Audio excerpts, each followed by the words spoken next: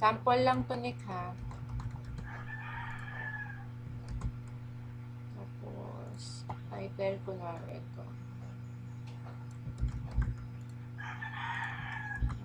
Title, short description.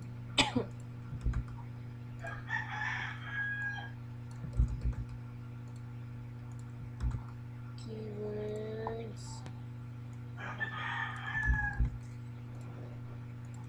Categories. Awards.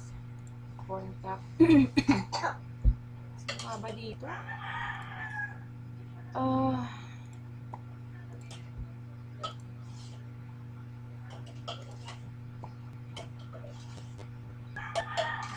Sa awards.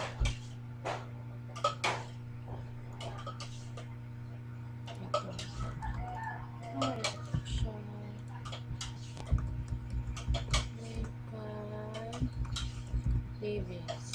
Yan. So, ayan. Pag nagsisave din ako, Nick,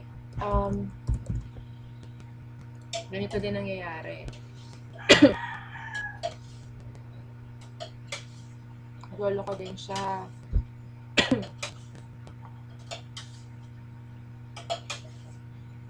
So, i-close ko lang.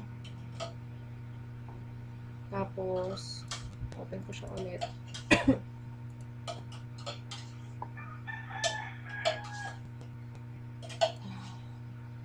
So, punta ako dito, open.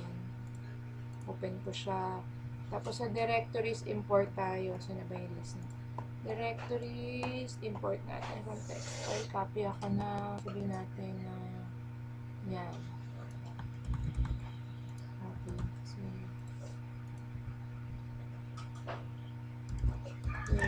there. So, desktop. Tapos, import ko lang siya. Eto, Nick, yung kung paano ako nag-ano na. So, ito turo kasi sa akin ni Matt. So, para to select, control 4, 5, 6, 7, 8, 9, 10. So, ganyan ginagawa ko. So, open, tapos okay. So, mag-open na siya. Tapos, close mo lang to ulit. Ako kasi 10 para sabay-sabay. Katulad nito, saan na ba? Submit link. Submit. Ganyan, medyo manual pa kasi to. Minsan, pupunta ka pa dito. Hindi kasi siya yung pag-open agad, andun ka sa page na ganito. So, free sample, tas click yung fill out. So, makikita mo pag kinlik mo yan, ito pa lang, hindi pa talaga siya auto lumalabas. So, ginagawa ko, title, URL, description, full name, email, category, minsan wala siya. So, bahala ka na kung ano na lang yung pinakamalapit, submit. So, tingnan natin sa iba.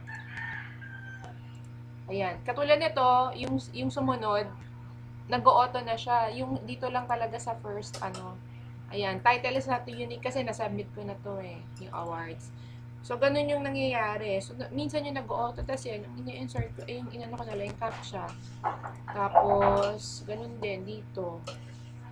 Pag kinlik ko siya, ayan, nag-auto naman siya.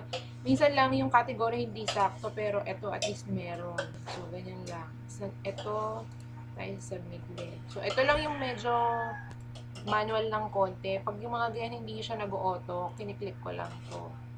Yan. Tapos, kung walang category, kung ano na lang yung pinakamalapit, ganun din dito. Add site. Ganyan. Or at least, pagka ganyan siya. Caption na lang, tapos continue or submit mga ganyan. Tulad niyan. Ay, saan ang next? Saan ang next nito? Basta ganun. Tapos, yun, ganun lang yung ginagawa ko.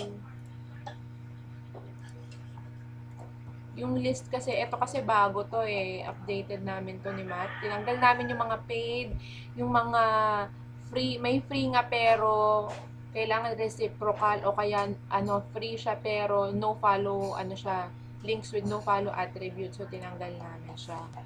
So, arranged by PR na rin yan. So, ganun siya.